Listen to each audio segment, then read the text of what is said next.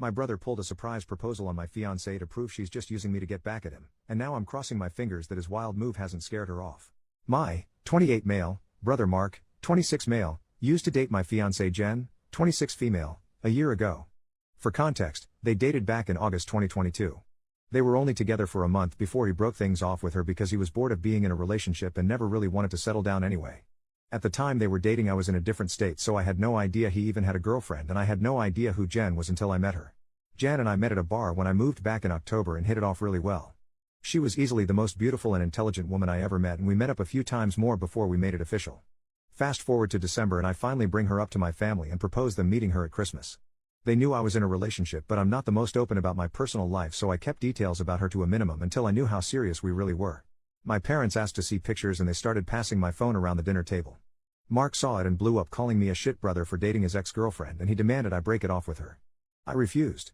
When I asked Jen about it, she confirmed they dated and gave me the details about their breakup. It took a few weeks, but eventually Mark stopped bringing up me dating his ex and I thought he was over it. On Jen's birthday this year, I took her out to a fancy dinner with both of our families and her closest friends, and I asked her to marry me. Mark flipped once again and blew up about me proposing to her, which me and my sisters immediately shut down. The incident happened this past weekend. Mark had been pretty quiet about the whole thing for the last 2 months. I didn't see him much and figured he went low contact with me, which I had no problem with. Then he invited me and Jen for family dinner at his apartment with my parents and sisters. I thought it was weird, but my parents and sisters were also going, so we agreed to go. The dinner was nice, nothing too fancy, and we moved to the living room to talk. About 30 minutes into normal conversation, Mark stood up and told us he had an announcement. He made a long speech about being happy to have his family around for his big moment, then got on one knee and pulled out this cheap ring while asking Jen to marry him. Jen was confused and obviously uncomfortable and demanded that he put it away and stand up. My dad tried to make a grab for Mark, but I got to him first and punched him. I won't repeat most of it, mostly because I was too angry to even listen to most of it, but he said something along the lines of wanting to show me that Jen wasn't really into me and just wanted to get back at him. Before it could get worse, my parents rushed me out and promised to talk to him. It's been a few days since it happened and I'm still pissed off. I don't know what to do at this point. I'm scared Jen might have second thoughts marrying me because of this. Any advice? Edit to add later that day. First, thanks for reading and responding. I want to clarify a few things that I saw in the comments. 1. Jen and I are newly engaged. It was one of those feelings where we both knew we were in it for the long run. As fast as it is, I'm sure about her. 2. When we met, I was the one who approached her, not the other way around. Whether she knew or had suspicions of us being related, I don't know. I asked after finding out they dated and she says she had no idea. I didn't have a reason to doubt that, but I can admit this, seemingly, overreaction on Mark's part does raise red flags. 3. I had no idea she and Mark dated when I met her. Mark and I aren't close at all. We used to be, but as we grew up we drifted and talked less and less. Before I moved back, we didn't really speak much aside from special days like his or my birthday. Jen knew of my family but not much until I decided I was ready to introduce them to her. When she and Mark met, again, I didn't get a sense of any residual feelings on either part. She didn't treat him like a stranger, but she also wasn't overly affectionate with him either. 4. I was told this was a relationship that lasted a month. I didn't think I needed permission from Mark to ask her to marry me, but maybe that was wrong of me. I'm not sure. That being said, I plan to talk to Mark this weekend to lay everything out on the table and figure out what's up. I never asked for his side of their relationship, which is my fault for not doing my due diligence. Update 2 days later, I called Mark and asked him to meet up with me at my place to talk. I told him I would prefer Jen to be around for the talk as well, but I was cool with it if he didn't want her there. He agreed to talk to both of us and showed up at my place around noon today. It was pretty quiet for a few minutes before I started the conversation. I apologized for not warning him I would be proposing to Jen, and I apologized for hitting him. He said it was whatever, but he appreciated the apology. I told him what Jen had said about the relationship and breakup when I asked her about it, and I asked him to confirm if it was true. I pretty much said that his reaction throughout this whole thing has been extreme and I wanted to make sure I wasn't misunderstanding their relationship or downplaying how serious they were. He confirmed that they only dated for a few weeks and he broke up with her because he lost interest. Jen asked if he was acting like this because he still had feelings or regrets about ending things with her. He said he could admit he thought she was more attractive than when he last saw her, but there weren't any feelings or regrets. He said he just didn't like seeing a girl he dated, even if it was short term, with his older brother, and as a man I shouldn't have violated him by pursuing things with his ex. I reminded him that I had no idea they dated, so it wasn't like I consciously did this knowing their history together. He shrugged me off and said it didn't matter, I still should have broken it off. He was adamant that if the roles were reversed he would have done the same thing, which I highly doubt. I asked him why he proposed to her if he didn't have any lingering feelings. Basically, to sum it up, he was talking about it to one of his buddies who was around when Mark and Jen dated, and the guy put the idea in his head that maybe Jen knew from the start that we were related and was doing this to get back at him, considering Jen had been hung up on him after they ended. He and his friend thought it would be a good idea to test it and see if they were right, so he came up with the idea to propose and see if she dumped me for him. Jen asked him to elaborate on why he thought she was hung up on him, and he told her that he heard she was asking about him following the breakup and still hanging out at the places they used to go to, so it was a valid assumption. Then for her to pop up randomly with his brother affirmed his suspicions. Jen told him she'd only asked about him once following the breakup and she'd been hanging out at those places with friends before they started dating and she wouldn't avoid them because of a breakup. She also told him she was offended at the idea that she would go as low as to pursue me, just to get back at him. He shrugged and gave her a half apology but said she had to see it from his point of view. He asked her if she really didn't know and she told him that she didn't see the resemblance in us until we were in the same room and we act nothing alike, so it never crossed her mind, and he said okay. That pretty much wrapped up the conversation. He did tell me before he left that I could take back his invite to the wedding because he can't bring himself to support our relationship knowing he used to date her. I told him he didn't have to worry about that as he was most likely going to be uninvited anyway. It's been a few hours since our talk and I do feel better. My parents aren't too happy about him being uninvited, but they understood that it was a mutual decision and probably for the best. My sisters told me they knew he didn't have a good reason for being a jerk and they don't blame me for not wanting him at the wedding. As of now, I'm going to limit contact with Mark and I doubt he'll reach out to me anytime soon either. Once again, I want to thank everyone for reading and commenting, and if anything significant happens, I'll update again. Second update 2 months later, so I've been low contact with Mark since our last conversation. I haven't called him and he hasn't called me, and our only interactions have been in family settings. As it stands, my mom is now upset that Mark is still uninvited for my wedding. It started with a comment made during my younger sister Sophie's birthday, 22 female. Her boyfriend of, I think, 4 years proposed to her at the end of the night and we sat around talking about what she envisioned for her dream wedding. She talked a bit about wanting a destination wedding and her ideas for the cake and dress. Then she said something along the lines of, "Teddy, I know Mark's banned from your wedding but you won't care if he comes to mine, right?" I laughed it off and told her I can't get mad about her guest list even if I wanted to. My mom gave me this weird look and asked if Mark was still not invited to my wedding. I told her yes and she got irritated. She told me she thought I was joking and said I was being unreasonable to go through with banning him from the wedding since he's family. She accused me of holding a grudge just to be petty. I reminded her that he and I agreed on him not coming. I then told her that this wasn't the time to talk about my wedding since the day was about Sophie, and if Mark or her want to talk about my wedding they can call me another time. Sophie laid into my mom a bit about trying to make her special day about Mark and my mom dropped the issue. For those of you who might be wondering, Mark wasn't at Sophie's party because he apparently had to work and couldn't make it. A few days later, my mom stopped by my house and said she wanted to discuss my wedding. She asked me why I was so adamant about Mark not coming to my wedding. She said that I shouldn't be so insecure about Mark and Jen's previous relationship and that uninviting him was a step too far. I told her that Mark and I mutually agreed on him not coming to the wedding and he can come to me about it himself if he has a problem with it.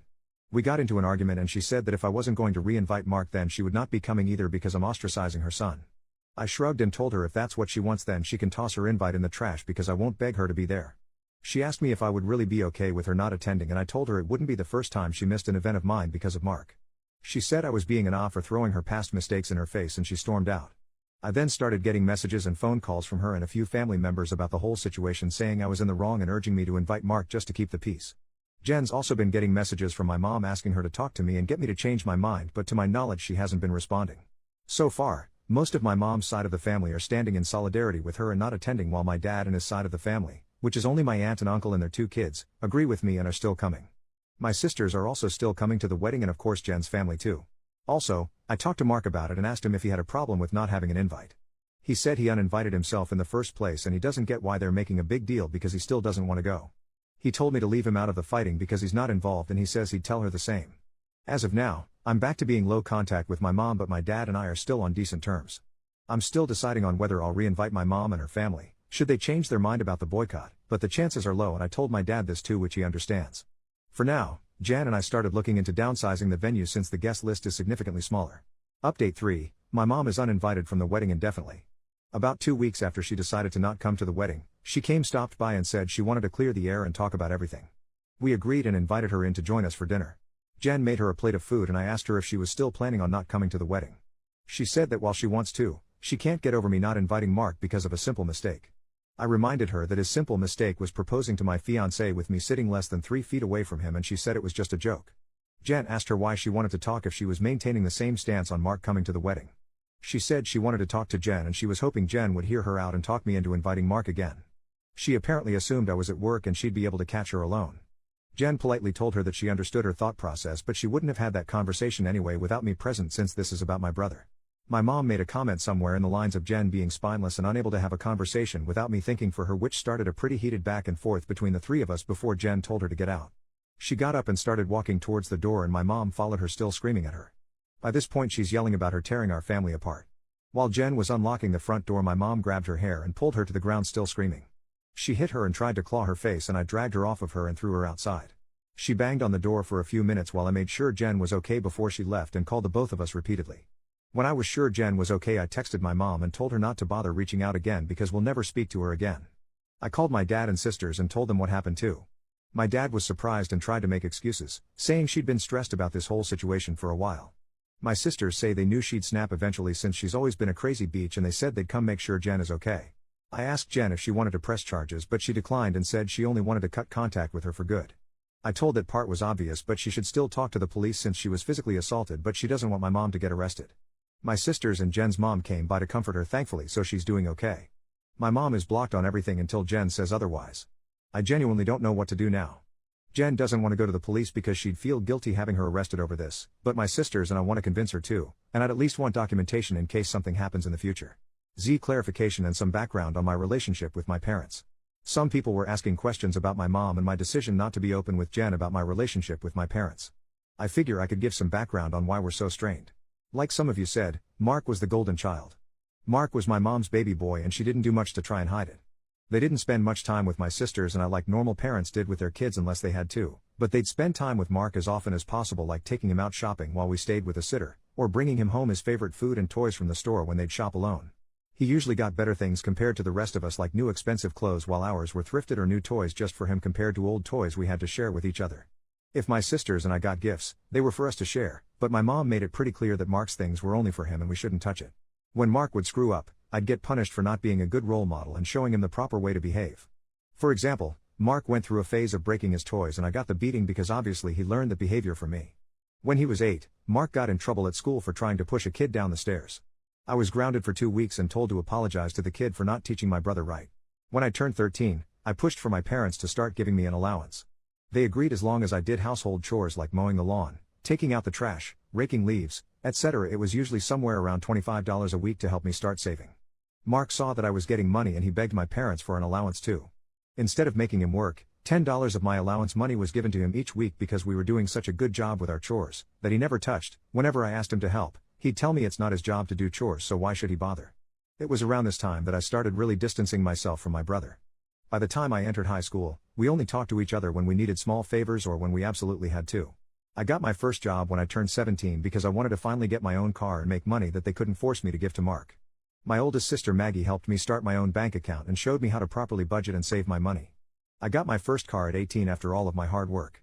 When Mark got his license, my parents asked me to let him use my car to get around and for extra practice behind the wheel. Reluctantly I agreed and for a while the arrangement was fine. Mark used my car when I didn't need it and helped maintain it pretty well. When he expressed wanting my parents to buy him his own car, my mom came to me and told me to give him my car because he needed it more. When I refused, she threatened to kick me out. We got in a fight that night which ended with her giving Mark my car and taking me to transfer ownership of it to him within the following few days. Since I didn't have anywhere else I could go at the time, I just sucked it up and signed it over. When I graduated high school, both of my parents skipped my graduation because Mark didn't want to sit in a long ceremony just to see me get a piece of paper, and my mom didn't want to leave him alone for the night. So I only had the support of my sisters and my aunt and uncle who wanted to take me out. They ended up having to bring me home at my parents' request because they made me dinner to make it up to me. It was a dinner I couldn't eat because my mom put shrimp and chicken on the same serving dish and I'm allergic to shellfish. My first year out of high school I worked 2 jobs to buy myself another car, and at the start of the new school year I moved away for college and cut contact with them. They, mostly my mom, tried to reach out for the first few months via social media and Sophie, but I never responded and I told Sophie she would be cut off too if she kept trying. When she couldn't get to me through Sophie, she tried going through my older sister Charlotte, and a few times through Maggie and Mark until I threatened to file a restraining order for harassment. It was a bluff because I had no idea how to do it, but it managed to scare her off and the most I got from her was happy holiday texts over the years. Around the time I moved back, Charlotte told me they had been seeing a family therapist, at Charlotte's request, and my parents wanted to apologize for their treatment of us. I was hesitant but I agreed as long as they would be genuine, and the reconciliation process started when I moved back home. That doesn't even scratch the surface of everything they put me through, and it took a lot for me to even begin to let them back into my life. When I met Jen, I wasn't sure where my relationship with her was going or where my relationship with my parents was going. I didn't want to mention my family at all mostly because I was ready to cut contact again if I needed to. Jen was understanding of it being a sore subject and didn't press for more. I hope this helps shed some light on some of the questions I've been seeing pop up. Update 4. I want to thank everyone who's taken the time to give me advice on what to do going forward and all the kind messages and comments I've gotten over the past few days and weeks. Jan and I have read the comments together and everything is appreciated. To answer the most common question about why I chose to reconnect after everything, the short answer is because I would do anything for my sisters. Charlotte wanted the entire family around and for the birth of her first child and to help her while she adjusts. She didn't want part-time aunts and uncles who would only visit her kid during birthdays and holidays. She was never the type to ask for much of anything growing up, so when she asked if I would be willing to try for her, I agreed because it would make her happy. I also think part of me hoped that maybe they'd changed. I don't regret trying to reconcile either. My parents are still terrible, but I met the love of my life, so I call it a win. A few people wanted to know if there's an update, so here we go. Sorry if it's a mess or confusing, a lot has happened. We filed a report with the police and were told that even though Jen doesn't want to pursue anything, it's not up to us to decide whether it goes further, but they would keep our preference in mind. We provided some pretty decent evidence of the assault, including pictures of Jen's face and texts with my mom and dad talking about what happened. We were advised to report and record any other incidents with my mom going further in case anything else happens. Considering where we live, I doubt it'll go anywhere, but at least we have it on record. I got about 100 angry text messages that tell me they at least spoke with her regarding the incident.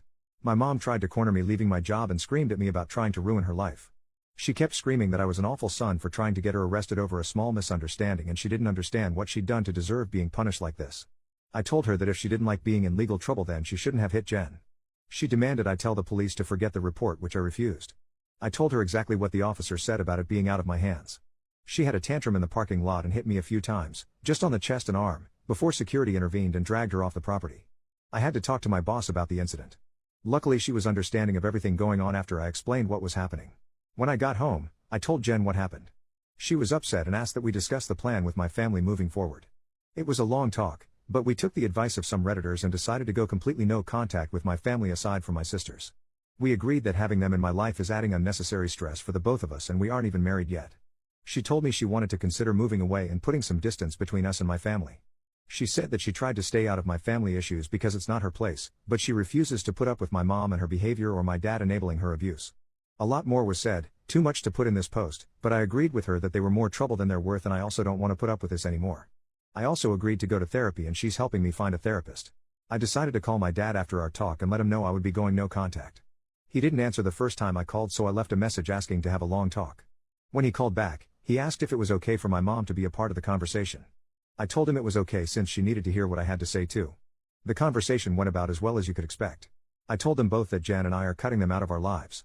My dad demanded to know why I would do something like that after going through all the trouble of repairing our relationship. I told him that this entire thing with Mark has shown me that nothing is actually repaired between us and, as far as they're concerned, the world revolves only around my mom and my little brother. I told them that their continued favoritism of Mark has brought our relationship to a point of no return and that I wasn't interested in holding on to a failing relationship. I told them that I agreed to reconcile for Charlotte's sake, but I don't appreciate all of the disrespect towards me and Jen, and that I wouldn't put up with it anymore for both of our sakes. To my mom specifically, I told her that I was tired of her using me as a scapegoat for her bad parenting and Mark's attitude. I also told her that I would never forgive her for what she did to Jen and what she did to me and my sisters growing up. She started to say how I should move on like my sisters have, but I cut her off and told her that she should take their forgiveness and move on because she would never receive it from me, especially after everything she's done these last few weeks. She started crying and asking me how I could treat her like such a villain. I told her she could only be upset with herself because I've done nothing wrong. She cried harder and told me how much she regretted having me and how I've only tried to ruin her life. This started a heated argument between her and Jen once again, and Jen told her in much more colorful words that she was disgusting, and plenty of other nice names, for saying something like that to me. I don't know if she left the room or just decided to shut up, but my mom stopped talking when Jen was done speaking to her. My dad said he wasn't okay with being shut out of my life and he asked me to try to understand my mom's point of view. He said that she was also struggling because her kids were at odds and I was being unfair to punish her for her struggles with raising and caring for us. The last thing he said was that we were a family and I shouldn't let past mistakes stop us from moving forward together. I told him that the only person she ever cared for was Mark and herself and there was nothing he could say or do to make me change my mind. I told him that it was up to him whether to keep my number, but I would be blocking him and my mom everywhere and I wouldn't be reaching out again. Then I hung up. Afterward, I sent a long email with a link to my posts attached to my entire family uninviting everyone except my aunt and uncle and my sisters to the wedding. I hadn't cried in a long time, but Jen held me while I cried after writing the email and she assured me we would be okay. My sisters also reached out to me after reading the email.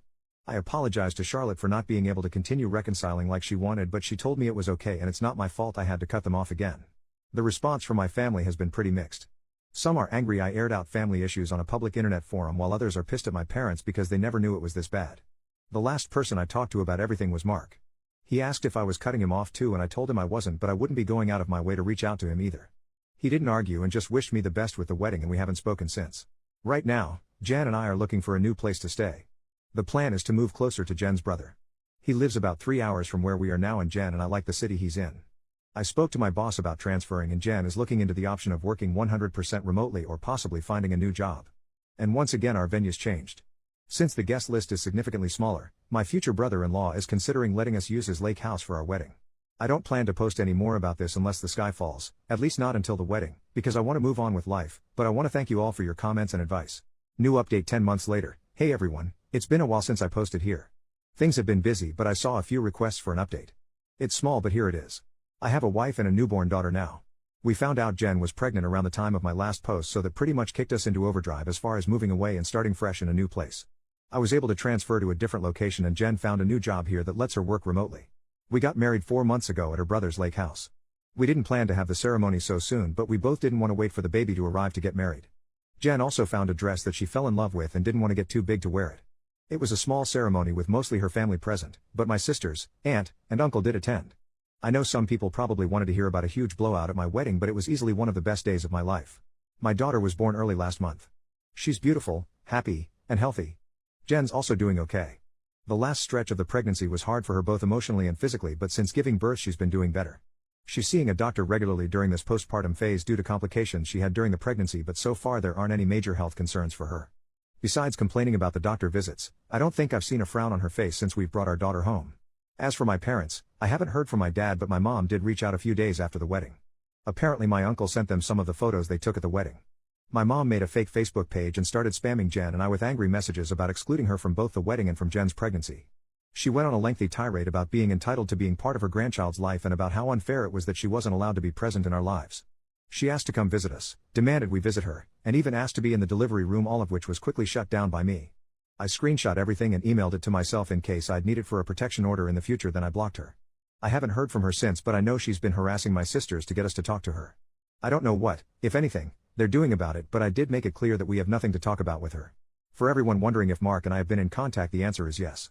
He called after we came back from our honeymoon and congratulated us on the wedding and pregnancy. We did have a long talk about everything that happened.